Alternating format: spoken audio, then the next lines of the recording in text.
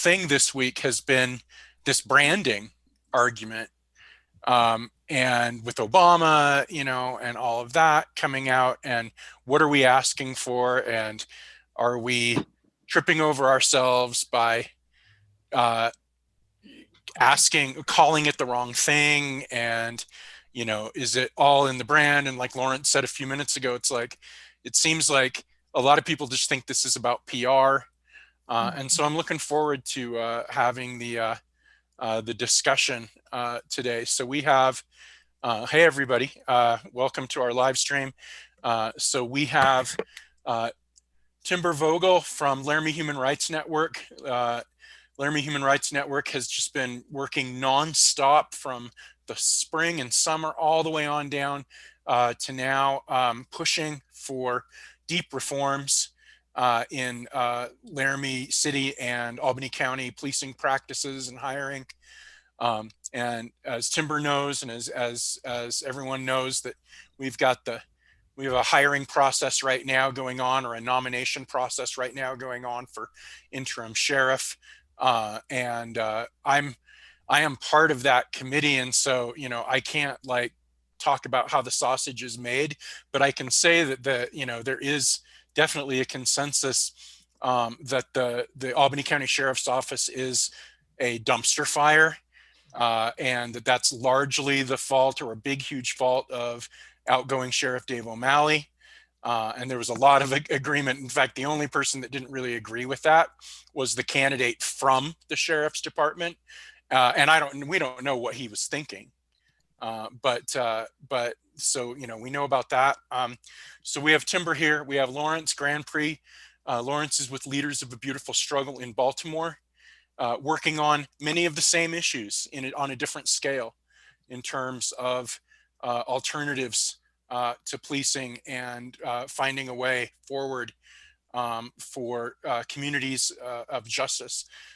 We've got Yana and Easter with us from Solidarity House today, but we really want to center the discussion on the perspectives of Lawrence and Timber. And I wanted to start by asking you, Timber, how you feel this week as we've advanced another step in this nomination process, and you have a divided, kind of a sort of a divided Democratic Party. And I'm going to go ahead and hit record here as well.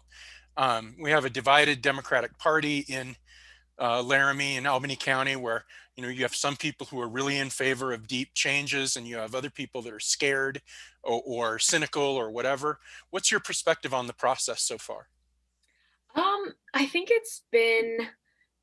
I think it could have been done better, which, obviously you can say for a lot of things, but I think it's highlighted a lot of the maybe flaws or lack of efficiencies that the Albany County Democrats have struggled with throughout their existence, really. And it's funny.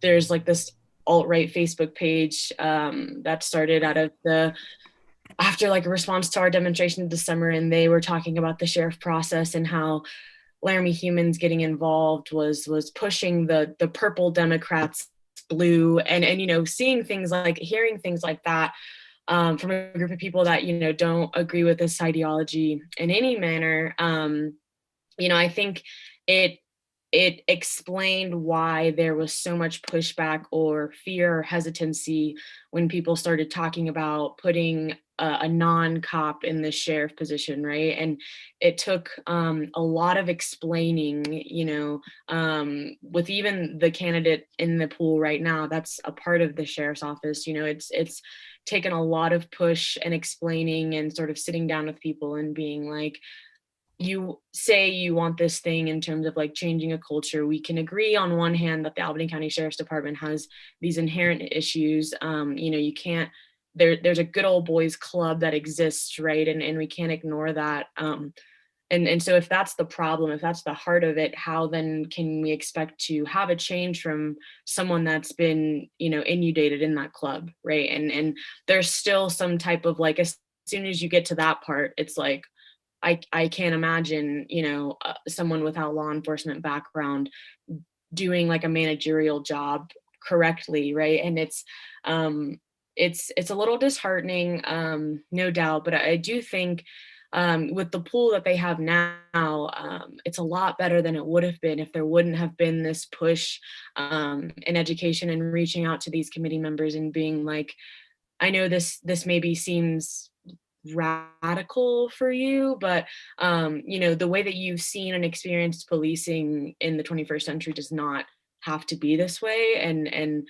the reason that it has continued to be this way is because of when people have power like this in maybe changing the tide, they're too afraid to, right? They're too afraid of backlash, or they're too afraid of from 2 years from now when the election comes and there's, whether that person will stay or go. And there's also, I think, a lot of confusion, when you see the media and how things are happening in much larger, urban cities.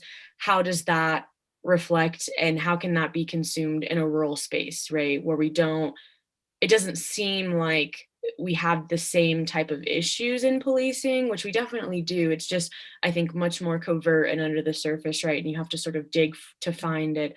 And so, yeah, I think it's a lot of fear. I think it's a lot of hesitancy, but I do, after the panel that they had 2 nights ago, if we're taking everyone for face value in terms of like answers they provided, reform that they see the department capable of achieving, I don't think that the law enforcement officers in that were the most, at least provided the most coherent and cohesive answers to providing the change that I think a lot of people in Albany County want to see out of this new sheriff. Mm-hmm. Yeah, that was one of the interesting themes for me, was hearing basically all of them, even Baines Booth, so I'm just going to say his name. I think he's definitely the best of the four, and I have no problem saying that. But all of them were kind of like, yeah, racism, it's not so bad in Albany County. And I'm like, have you talked to anyone? Like, we don't think we have. Like, yes, it's here, but it's not that bad. Like, we have friendlier racism here. And it's like, oh my God. So anyway, I'd love to hear I agree. That was a cringy as well. It was moment. Yeah. Same with like, does systemic racism exist here? And it's like, it exists everywhere. Like, I just crave an answer like, yes, it exists here, right? Like, I need to hear that. Like, it's a halfway cop out of being like, oh yeah, like smog exists everywhere. Like, no, if you have a smog problem, like you should admit that like there is a in-depth smog problem in your town, right? And it's those little, linguistic nuances that it's like, baby steps. Am I tall? Lawrence, here, let me fix this here. Lawrence, you kind of came in talking about how you were, what was getting under your skin today was the idea that that political reform and political campaigns are about PR and about what to call things. And as we've been talking about, that's been a microcosm of the controversies here. What has been getting you kind of pissed off this week about the discussion about police reform? Thank you for having me. I think this conversation is quite literally the distillation of everything that's wrong with our politics. And we don't have the time or space to kind of unpack all of it. But I'll start with a quote from Kwame Ture, who you may know as Stokely Carmichael, because I think it encapsulates really what I think is happening here. He said, the capitalist system lets you think you can think about something without being involved in that which you are thinking about. In fact, they let you think that you are thinking. Unless you are involved with that which you are thinking about, you cannot think about it. Everybody wants people to advance. Everybody wants equality. Everybody wants the terrorism to stop against us. Then you ask how many people are involved in the people's cause. Hands will go up. Hands will go down. But those who are not involved in the people's struggle, they still think that they're thinking about people's struggle. The capitalist system makes people stupid and then makes them arrogant in their stupidity. And quite frankly, I think this is not only what's happening with a lot of the people who are challenging the efficacy of defund the police, but the way the argument's being articulated in the mainstream Twitter academic spaces. I think it's people who are thinking that they're thinking about defund the police, but they're not actually thinking about defunding the police. So I think it's kind of obvious for the people on the call, the limitations of Obama's theory. First of all, he has no credibility to speak on this issue. He won federal elections. Policing is entirely a state and local issue. The only thing he ever did that makes him credible on this issue was be a community organizer in Chicago. And the forms of community organizing that he did were, as someone who knows these type of community organizing entities, they're essentially interest convergence between real estate and capitalism and the community, where you're basically trying to broker concessions out of these big real estate entities as your vision of community organizing. So the only thing he ever knows about community organizing is this sort of centrist interest convergence with capital and real estate. So of course, it sounds like gentrification. It's just gentrification. I mean, yeah, but of course he's going to think. Well, he thinks that what he's doing, again, he's thinking about struggle. He thinks what he's doing is anti-gentrification. That's the problem, because the argument is these people are going to come in anyway. But me and my people, as like the established churches, the established mainstream community organizers, are going to leverage concessions out of them.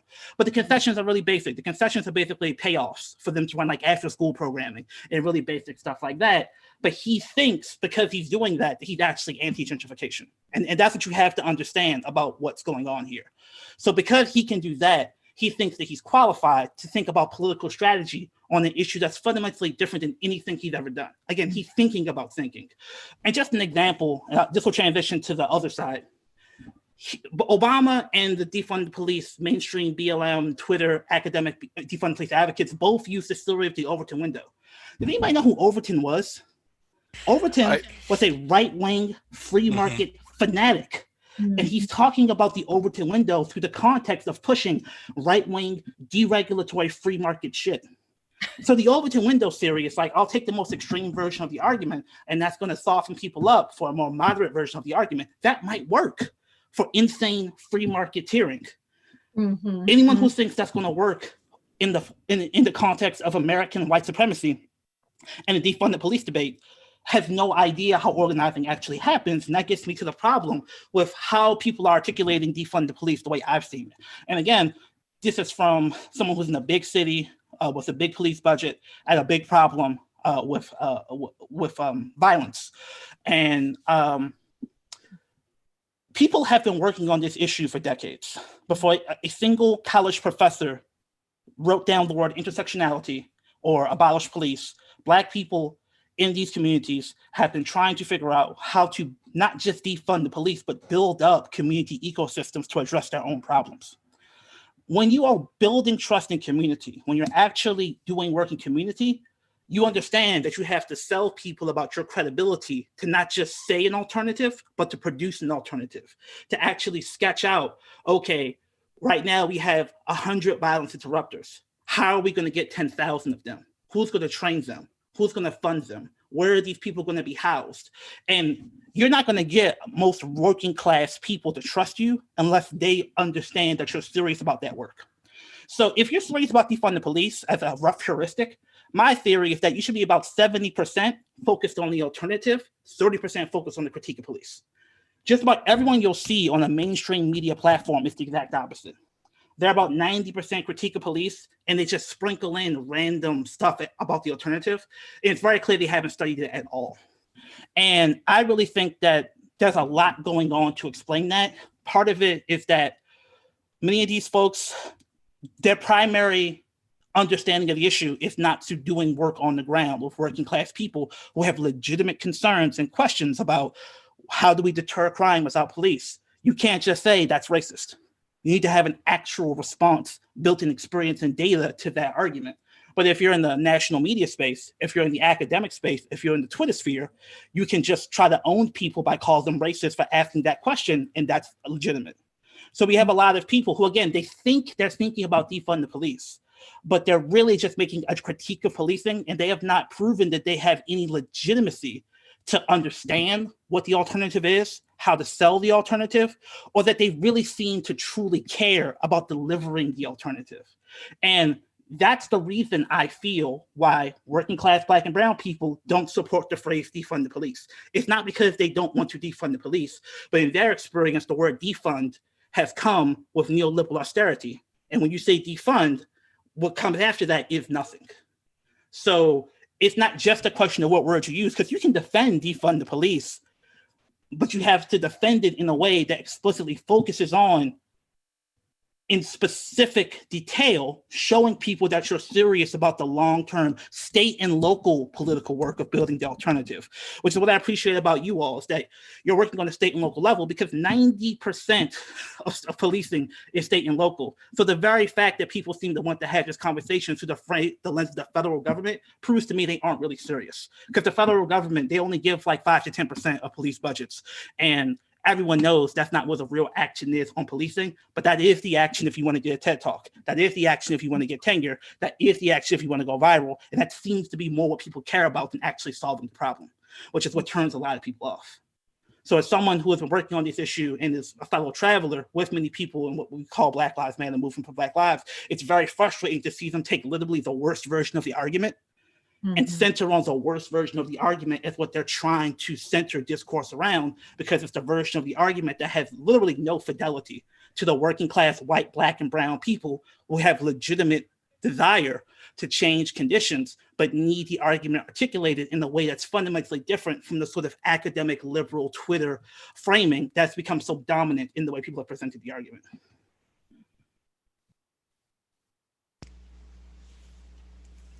I guess we're all taking that in. You're absolutely right. And one of the things about articulating those alternatives is that, or what prevents that, or what sort of blocks that out, is this assumption that the system as it exists is natural and normal. Timber and Yana, that is something that I saw in all of the participants in the conversation 2 days ago, which was that, well, of course, we have to, this is what police do. All this stuff is what police do, and so that's neutral. It's presented as neutral. Timber, you encountered that type of dialogue with people over the summer, as Laramie humans, were protesting, and we're trying to raise discussions. But no, you have to have it this way. You have to have police. It has to be this way. What are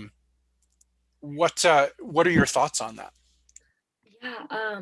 First, I have to thank Lawrence. That was one, thank you for being here. And also that was such an in-depth and powerful explanation of just everything that we're talking about, and encapsulating sort of the backlashes that we're facing from, people that are supposedly on the same ideological spectrum as we are. But,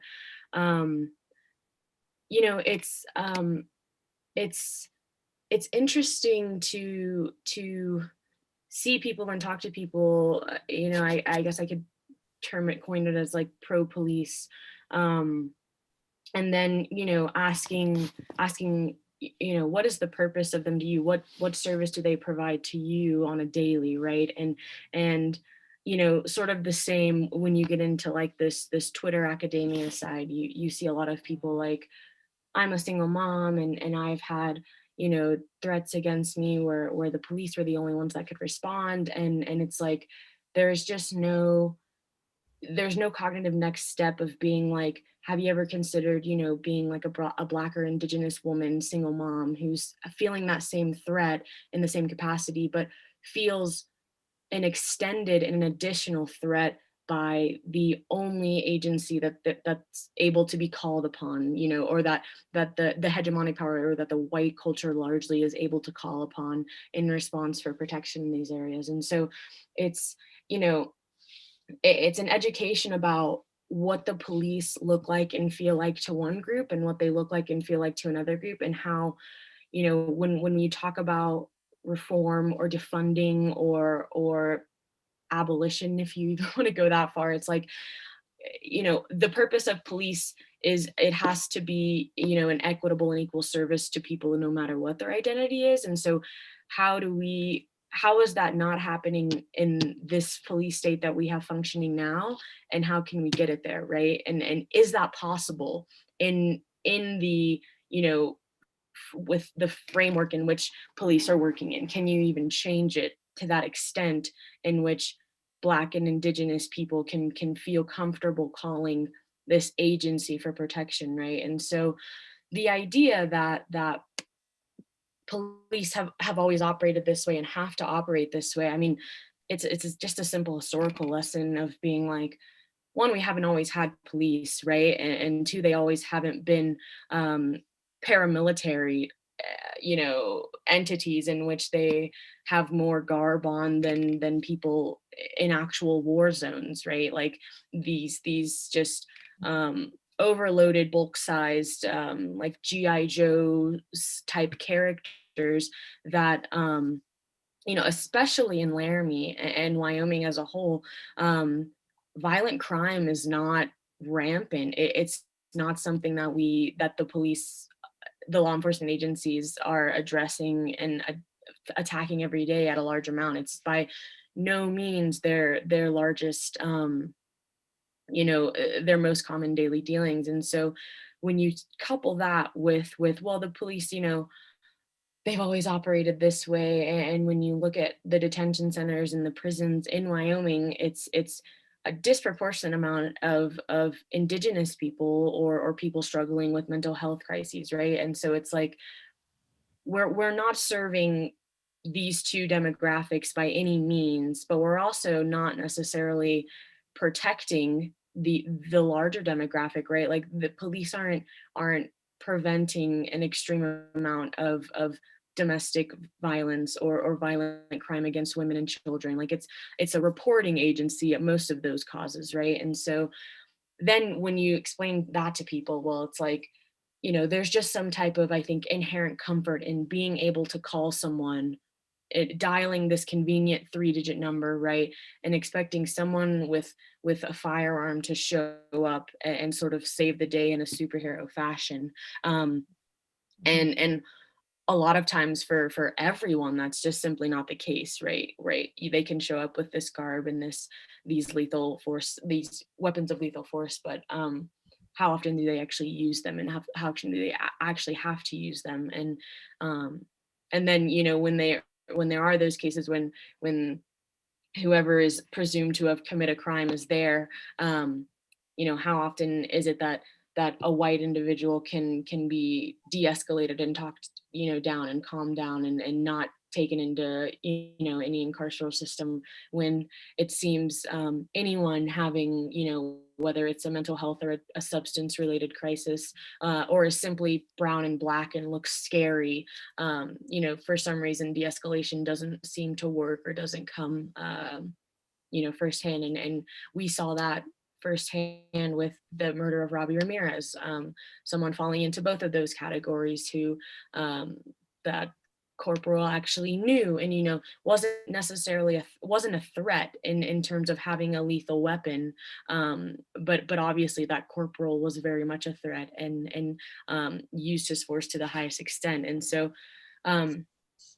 you know, it's really difficult to have to, like, I think, lean back on this idea of just having to educate people. But, you know, I think sort of to what Lawrence was saying, you can't just go to people and be saying, you know, defund the police and reform abolition and whatever. And you have to have something in place of that, right? Like you have to have the next step planned out, or you lose people on the fence, but you also just, you know, you're not prepared for this this progress as a whole, right? Like we can't just you know, slash all the tires on the car and expect it to keep driving. You know, you have to we have to have an alternative that will function equitably and equally for the people that it is clearly not functioning for now.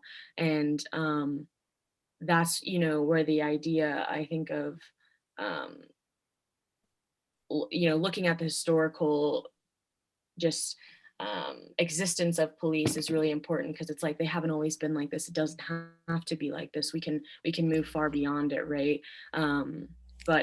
But in a rural space, that definitely looks different in terms of, you know, what are the police most able to address, right? And what are they dealing with daily, and who are the populations that they're disproportionately being aggressive towards and putting into the incarceral system. Some of the is LBS exploring or advocating some of those new policy approaches, or are there other groups in Baltimore that are speaking about what to do instead of? Yeah, we've been talking about this for like literally like 6 years. And it's going to look a little bit different everywhere. But that's part of the frustration, is that there are entire bodies of literature, like literally whole books and giant academic journals that talk about this stuff. And it's a little bit frustrating that people seem to be so committed to the critique. And it's very clear they've never read a single piece of literature about this stuff. So one of the biggest things that we talk about is, first I'll respond to your comments and then I'll answer your question. I think that part of where you have to start is, in a weird way, places like Baltimore, it's almost easier to make the argument because it's very clear police have failed in Baltimore because we have a violent crime problem. So it's like they're failing. I imagine in places where you don't have a violent crime problem, people's assumptions is, oh, we don't have a violent crime problem because police are successfully deterring violent crime.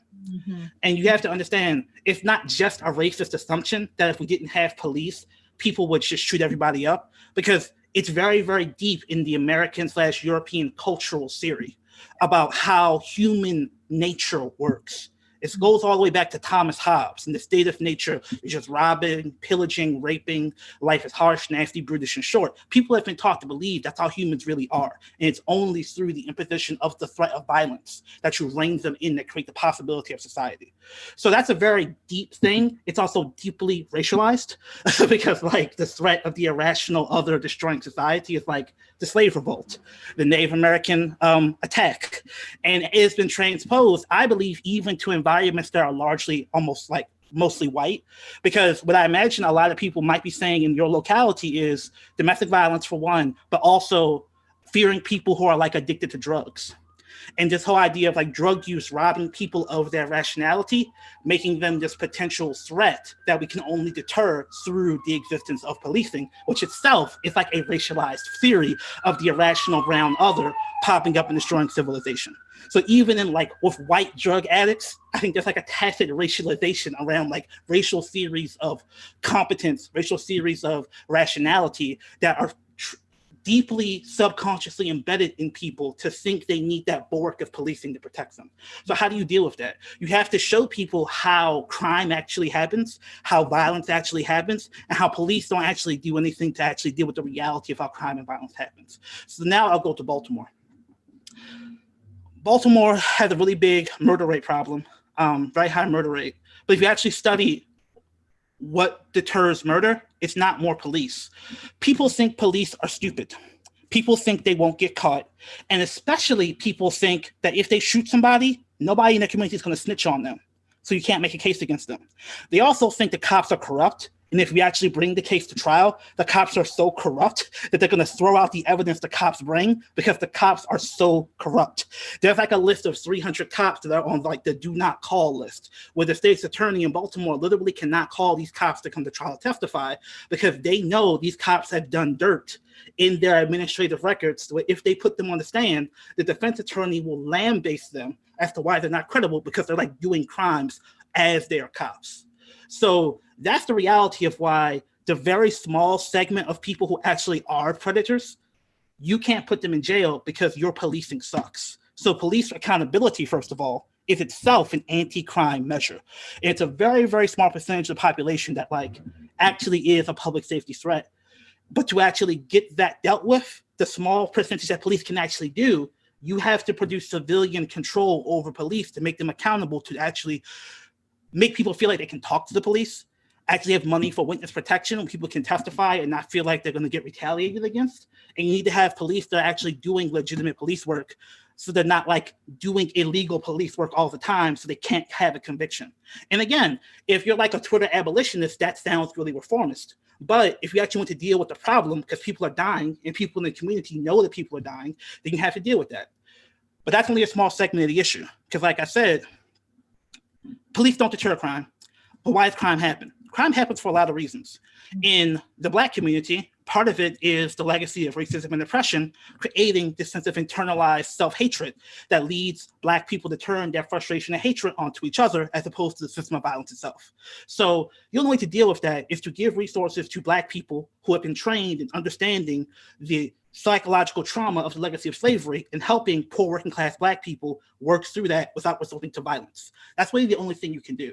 You can't just give it to the school systems and have, white savior after school programming. That doesn't do anything. You need to actually invest in people who've studied the history and culture of African people so they can actually give people alternative conflict resolution theories to deal with their problems. That's not just something I'm saying. That's what the data supports. So there's a program that many cities have called violence interrupters. And what these people really do is they think of violence like a Cold War scenario. So in the Cold War, you have or just think about it in terms of foreign relations. Again, not something most people are used to doing. But you have an adversary nation that you're beefing with. You don't want to nuke this nation, but you don't know if they want to nuke you. So because of that, that produces an incredible incentive to do a preemptive strike on said adversary nation. That's basically a lot of what happens in most major cities in America, where a lot of these crimes are not drug beefs, they're not gang warfare, they're not hired hits. They're community disagreements that spiral out of control because even as a young person, I don't want to kill this person, but I don't know that they don't want to kill me. So what violence interrupters do is they serve as a ridge phone, to use Cold War terminology. They serve as a way to get information between two beefing camps with a credible intermediary, i.e. a person who has experience with the street economy, with the gang lifestyle, that can be seen as a credible intermediary to dissolve that beef before it escalates to violence. And studies have shown empirically where these folks have actually been brought in, they only work in a small geographic footprint, they've been able to prevent violence from escalating to shootings and whatever in the footprints that brought into. Now, that's not actually a full, comprehensive, reparative reparation solution, but it does actually address people's real concern that if we take the police away, that's how violence works. But part of what you have to do is you have to deal with that fundamental kernel of racial theory in America that says these people are not rational. They don't respond to incentives. They only respond to the gun. You have to take that on head on and say, look, I'm telling you, with all the science and all the theory and all the examples and just pure will, that is not true. People do respond to incentives just like everybody else. You put different incentives into the ecosystem, you get different results. One thing we know for sure is the incentive of policing isn't deterring anybody because they don't perceive the cops as a legitimate threat. And the cops oftentimes don't care if poor working class Black people get shot. So if you're trying to convince poor working class Black people who actually care about protecting their children and their nephews and nieces, that's one thing you have to do. But if you go to the suburbs, you also have to convince them, like, look, you're afraid of violence. You're afraid of these things spiral out of control. You have to, like, in the short term, invest in these violence interruption mentoring programs done by the community. And in the long term, you have to reinvest in those communities in ways that produce employment. One of the biggest things that decreased the crime rates in America in major cities, according to academic studies, was increased rates of African-American entrepreneurship. Because a lot of the people who are young Black men, who are people who otherwise might go to street economy, they're not going to be a server at Walmart. They're not going to work at Starbucks. They're not really well suited for the service economy. So they need independent entrepreneurial opportunities so that they can be their own bosses and create their own opportunity outside the street economy. Many of them are in the street economy because they're natural entrepreneurs. So when entrepreneurship rates for young Black people increase, violence tends to decrease in those environments. So what do you do to actually deal with that? Well, what are we doing in Maryland? And this is where I'll stop. We're about to legalize cannabis. So not only are we focused on minority entrepreneurship in the cannabis space for people who are in the street economy, but the big thing that we're focused on is that's going to create $100 million in tax revenue. And you have to make that tax revenue reinvest in communities impacted by the war on drugs to serve as reparations for war on drugs. And that's going to create the systemic alternatives and the funding to create space for these programs to flourish so they actually deter crime before it starts. And that's part of why I'm so frustrated when people talk about the defunding police, because I've never heard any of them say a single thing that I just told you. And like people like me have really thought through this stuff for like a decade, and there are concrete material things that you could actually be advocating for to actually show people and convince them you have an alternative, as opposed to just making it like an accoutrement to what really seems that people want to have this sort of almost punitive critique of policing. Mm-hmm. I don't care about critiquing police, to be honest with you. I don't care. Part of it was my father was a cop. So part of me feels like the only way that you can deal with the policing environment is if you create a world where you actually convince people, for example, who are quote unquote pro-police, that one of the worst things you can do to police is make them the sole entity designed to deal with all society's burdens. It's actually incredibly anti-cop to make them the only entity that is given the possibility to solve all these social problems. And just the levels of domestic violence, the levels of mental illness in the police ranks are phenomenal. Mm-hmm. And the only way to deal with that, if you claim to be pro-cop and care about these people who do risk their lives, is to give them a social ecosystem where they are not being tasked with solving all society's problems.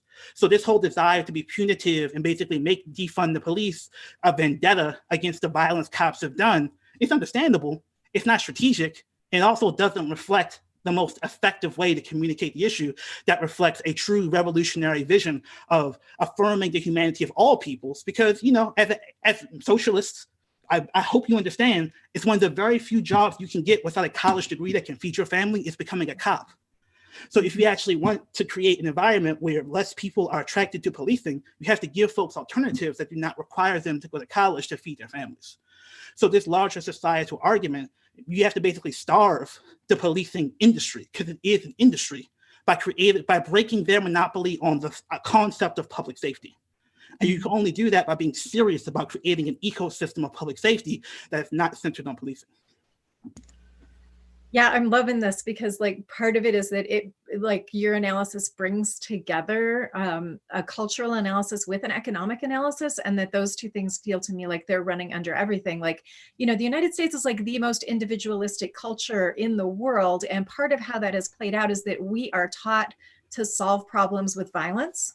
Like, and that's every scale from like imperialism and militarism all the way down to suicide rates that we see, where sometimes people solve their own problems by killing themselves. And, you know, it's everything from domestic violence to policing. And I think it's really true. And I think like, you know, sharing that socialist lens, it's like, you know, I think part of it is like, you know, how do we meet people's needs is kind of one of the fundamental questions that runs under all of this. And the police is like all wrapped up with this. And the answer has been, and policing has always been about protecting capital and about protecting the interests of capitalists. And what I think a socialist vision brings into this is like, we need to create a way for people to be able to get their needs met that leads to a world of minimized desperation. And that is what socialism is fundamentally about. And this is part of what you're describing in Baltimore is this beautiful example of like the community has like sort of, you know, taken the reins to some extent and said like, we're going to reinvent economics and we're going to reinvent this cultural paradigm around how we solve problems and how we deal with conflict. Like fundamentally, this is about how we deal with conflict. And we've created a situation where now we're having layers and layers of conversation about how do we police the police? And it's, well, the police are like an arm of violence and they're an arm of colonialism and they're an arm of imperialism. And it's like, you don't police that. Like, it doesn't really work to just slap a community oversight board on top of that. Like, you actually have to get rid of that layer that says that violence is the way to enforce people like behaving well and really exactly protecting capitalism. Exactly. And if I could just add to that briefly, this is part of the frustration with the way people are making the argument. I'm interested in defunding the police. I'm more interested in abolishing policeism. Mm-hmm. So the ism of policing is, again, this theory that only the punitive frame can be our solution to all problems. And when you focus on convictions of cops, when you focus on, you know, only convictions of cops and only getting cops fired, not that that's not part of it, you almost replicate that punitive vision of how you solve problems. So how can you convince people to go beyond the punitive frame when your essential argument is centered on what is essentially the same punitive frame that makes people think they need policing in the first place, right? So I think about this as creating the infrastructure for abolition. So I think people, I don't think we need police. I think we have to envision a world where what we call police no longer exists. I don't think you need to, kind of, again, how academics talk about abolition. I'm not interested in that language. What I'm interested in is investing in the infrastructure for abolition, creating community institutions that do the public safety function so that the natural thought of someone who sees the success of these community institutions is, why the hell do we have police? We don't need them no more. Mm-hmm. That's the only way you're ever going to abolish police, is taking this notion of building the community infrastructure for abolition more seriously, frankly, than the critique of police, because it's kind of obvious at this point. Like, why are we focused on that? We all know it's crazy. We all know it comes from slavery. We all know it supports capitalism. But if you aren't showing people that they can trust an alternative that actually reflects their vision of what they want the world to be, they will successfully say, I don't trust you to deliver that alternative to me. And I think you can't blame them for that. Mm-hmm. Mm-hmm. Transparency became a big catchword in the public forum for the candidates the other night. It became everybody's answer. We need more transparency. We need more transparency. I think that we could agree that a world of more transparency is better than a world of less transparency. And I think that we could concede that a world where there is community oversight, even an imperfect community oversight board, is probably better than one where there is zero oversight. But Timber, those are some of the reforms that LHRN and ACOP, another organization here in Albany County, has been pushing. What have been the dynamics of pushing for greater oversight in terms of trying to get the city council on board with that and other entities in the city? I mean, it's sort of been taking one less step than sort of Lawrence's in-depth explanation. As soon as you mention socialism in Wyoming, I'm sure Yana knows this, it's people just assume the worst and don't quite understand anything about it, and so the step, it's I don't want to say it's like incrementalism, but it sort of is, in terms of you have to get people comfortable with change first to really show them the light of what true change and maybe abolition really looks like. And so the push for more transparency and accountability has faced a lot of pushback of just like, what do we need that for, and it sort of highlighted just this blind trust that obviously city council and the county commission are just all white cisgendered people that feel totally comfortable by the presence of the police and feel that they are an inherent benefit and need in the county and the city, right? And so and even some of the answers from the panel the other night when asked about who might feel unsafe around the police, some of the questions were like, maybe young people, maybe minorities. My favorite answer was, there is no systemic racism in Albany County. B, yeah, I guess minorities do fear the police in Albany County. Yeah, exactly. It's but by the same person. Right. In like seconds apart. Experiences, right? Yeah. It was like that little cognitive, like, minorities that have had bad experiences with the police, right? And that's like in urban environments, like right. The minorities who have had shitty experiences somewhere else don't trust our poor police here. Right. And yeah, Baltimore serves a great function for smaller communities like ours, because the status quo, the sort of big, the ruling elite here can point to the big cities and say, actually, if we reform things, we'll become more like Baltimore. And so there is this fear tactic of urbanization as this sort of demonization, right? Mm-hmm. Totally. And yeah, I mean, the funny thing is, it serves that same role in the state of Maryland, and other localities and jurisdictions in Maryland say the same thing about Baltimore. It's like Baltimore has become a tabula rasa upon which America projects its worst fears of racial unrest onto cities like Baltimore and maybe a city like Detroit, right? So again, it's that same process of people kind of taking this sort of abstraction of how they think violence works, and then having a data point that's totally out of context and injecting it into their local context and using it as evidence for something that, you know, doesn't really make sense. Because the goal is to make it, again, like irrational for the brown person to fear their police. It might be rational to fear the Baltimore police, but it's irrational to fear our police, as opposed to understanding like the fundamental role that policing plays in society. And again, you know, obviously I'm not there, but I would just really push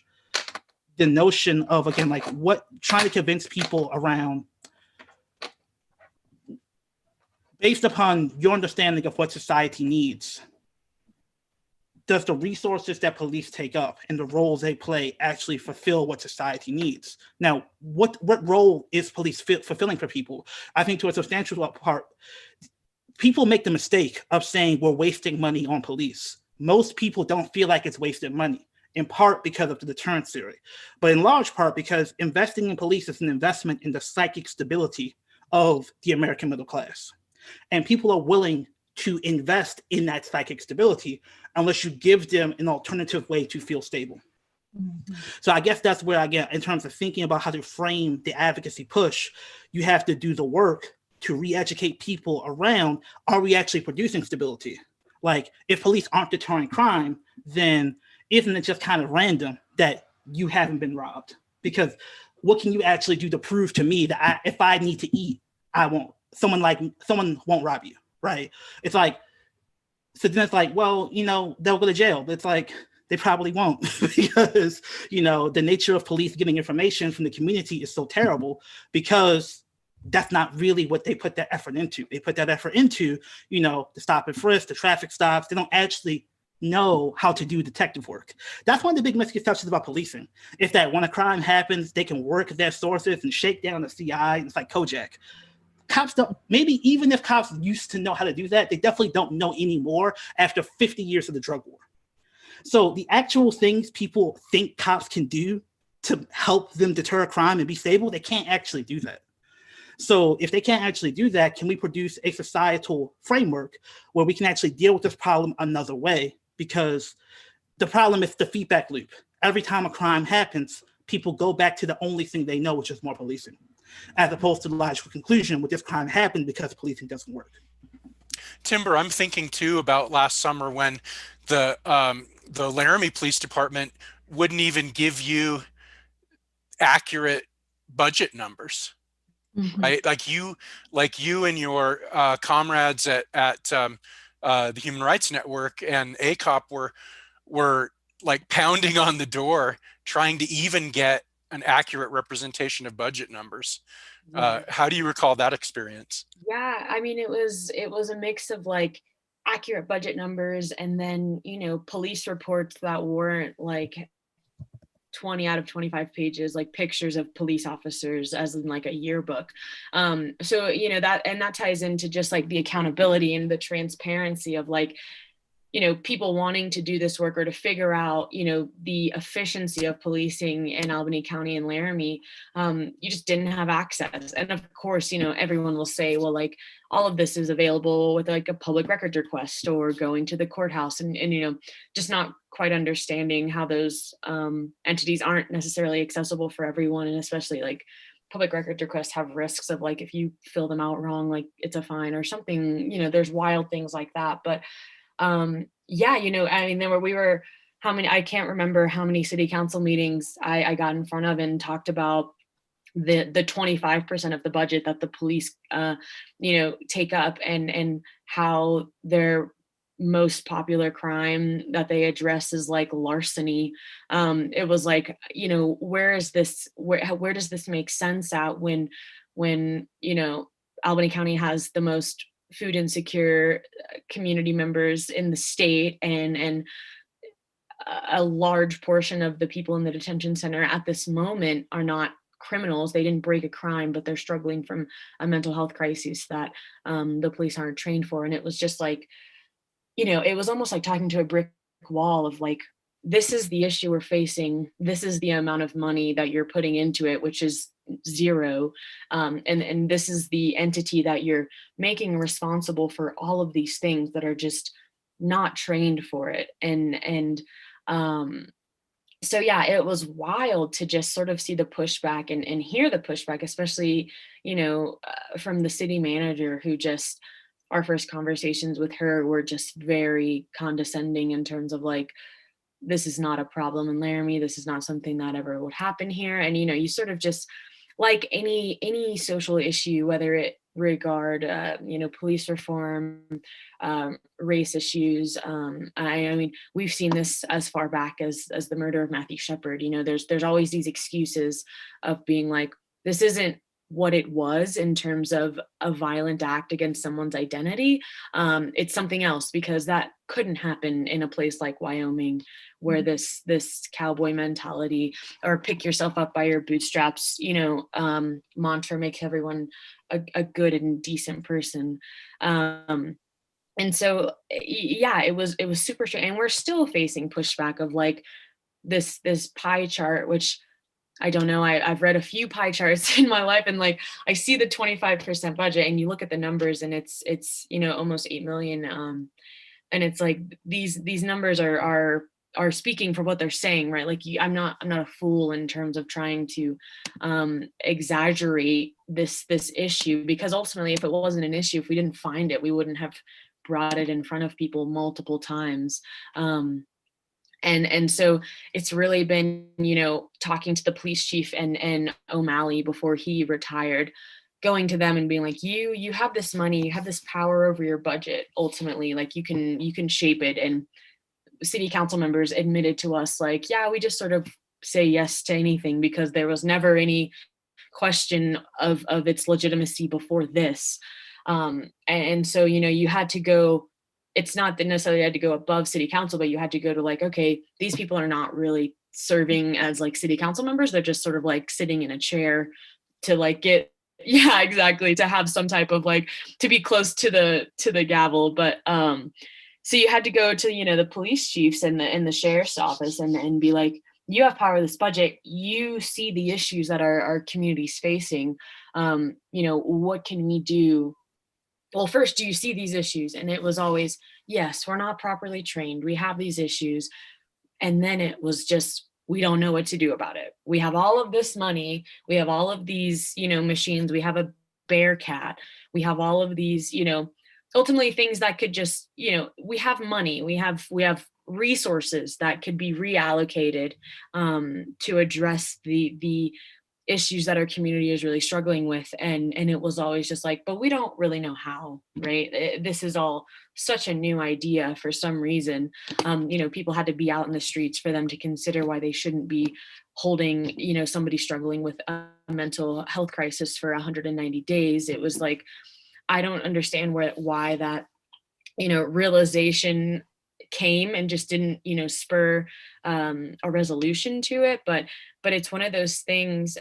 There's always, I think what it always fell back on was we have to protect our officers. We have to protect these people that every day go into situations which they don't know how they'll come out of. And that's by no means incorrect, right? It's I mean, hard it's hard to, when you're like, violent crime is very low, and like you're most of your money is coming from like parking tickets and bike theft, right? It's one of those things, like it's a hard line to walk, because by no means do I think you need, an AR-15 in Laramie to protect yourself from the person that you pulled over for going 36 in a 30, right? And also, how many incidences have we ever heard of any, community member, using lethal force against an officer? It's very rare. And we brought that up to the city manager when talking about demilitarization, and her response was, well, do you think that the police have become more militarized because the community has become more militarized?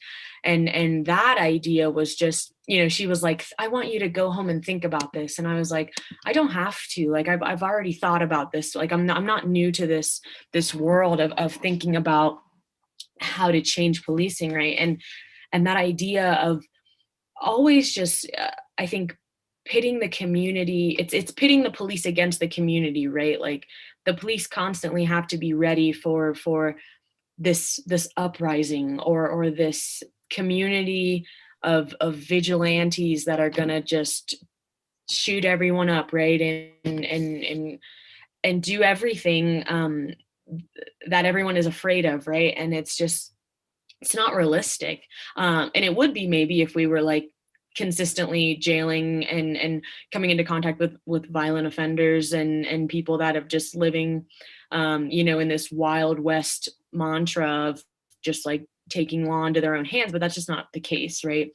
And so, yeah, the conversations of the budget always just went back to, we have to protect our police. We have to protect our police from the community that is, if not dangerous now, will become dangerous if the police don't use these scare tactics in terms of their garb or their weapons to keep crime low, right? Which we've already discussed is like, they're not deterring it by any means, and then they're reporting it for the most part. So, yeah, it's a weird, it's continuing conversations, and thankfully the idea of like implementing crisis units and things and alternatives for dispatchers to dispatch for people that are not, reporting like a violent crime of any sort.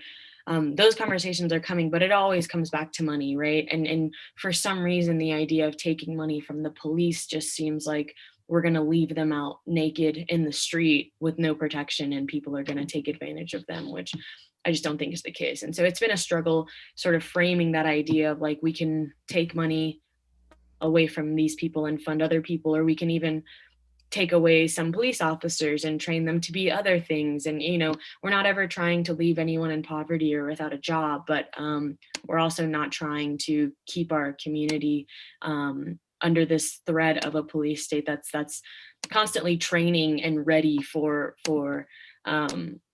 what one of their grants and what one of the speakers that came to town is like terrorism, right? Domestic or international. There is terrorism on the brink from whoever disagrees in whatever manner, right? So those conversations are definitely still happening, which it's at least good that people's ears are opening and that we're able to start educating about what this money could really go to. But it's a difficult line to walk when you don't want to leave anyone in any job capacity without protection or anything, but you also don't want that protection to necessarily equal a threat to a certain part of the community.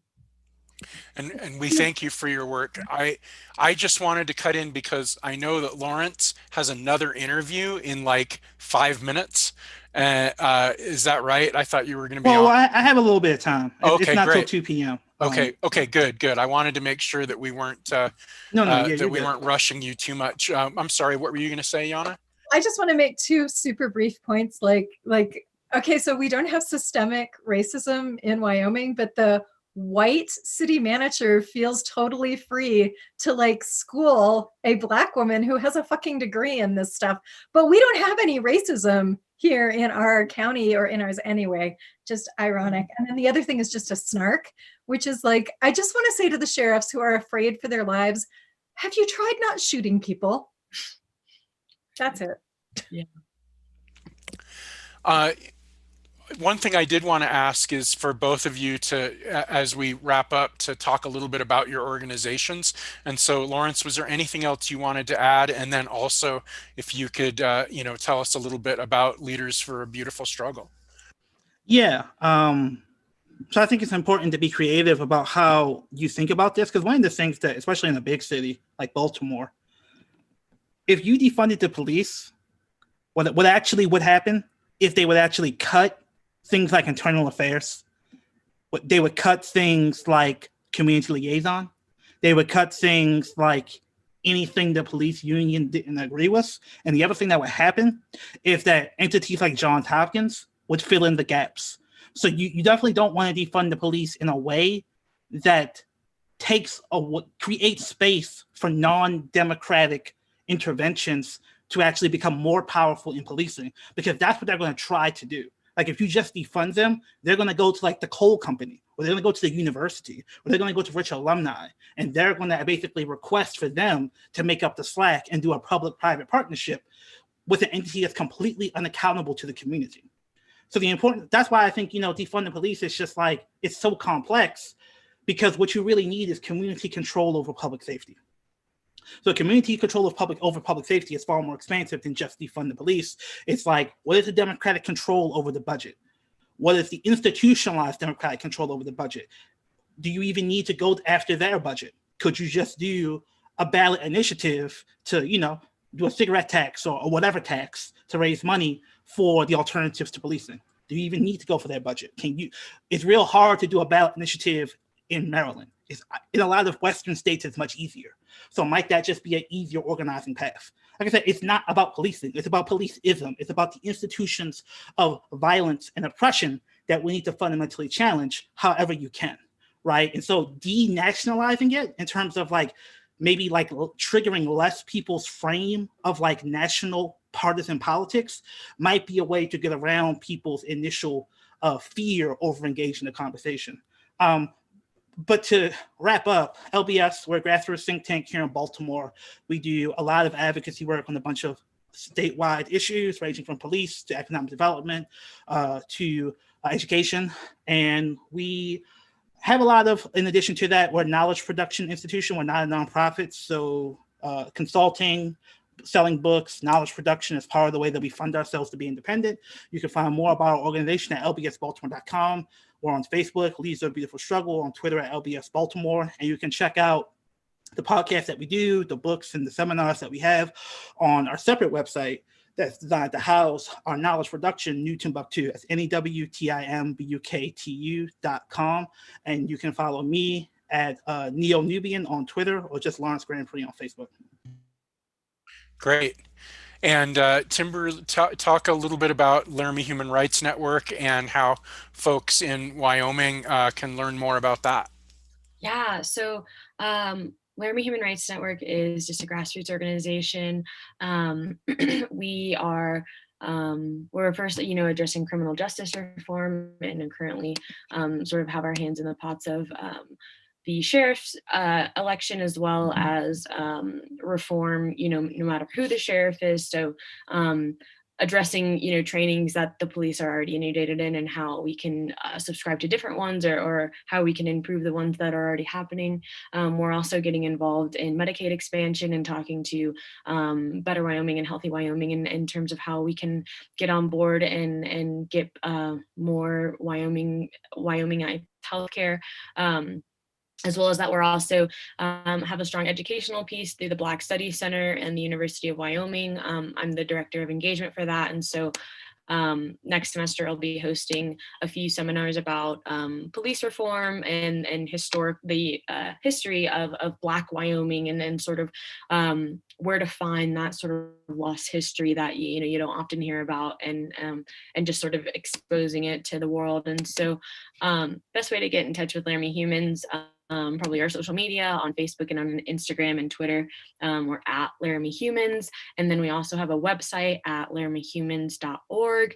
And of course, you can get in touch with me personally on Facebook or Instagram just by Googling my name, Timber Vogel.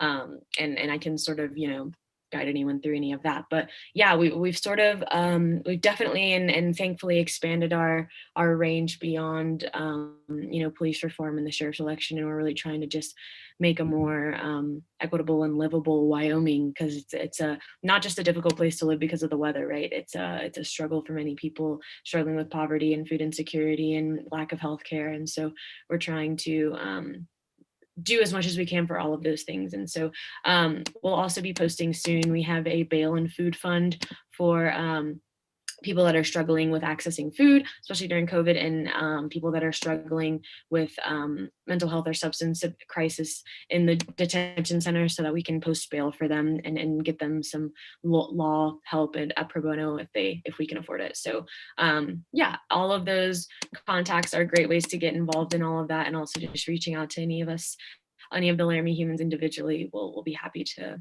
get you on board. But thank you all so much for having me, and thank you so much, Lawrence. It was great hearing from you, and I heard your podcast from the Solidarity House, and speaking with you in person was just like an honor. You're so Thank eloquent. you. I'm I really appreciate impressed that. by all of the work you're doing in Baltimore. And if there's anything that Laramie Humans or anything can do to help from here, don't hesitate to reach out, because that's what we're here for.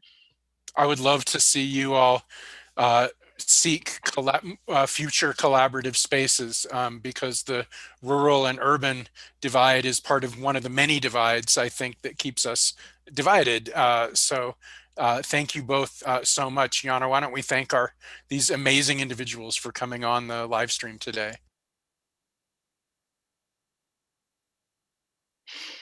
Yes, thank you so much, both of you. This was really stimulating for me, thinking about stuff from a bunch of different angles. And also, Lawrence, hearing you speak sort of integrated for me some of the culture pieces that I work on a lot, and the kind of anti-racism and police abolition pieces. And so I appreciate you helping me integrate some things in my consciousness today.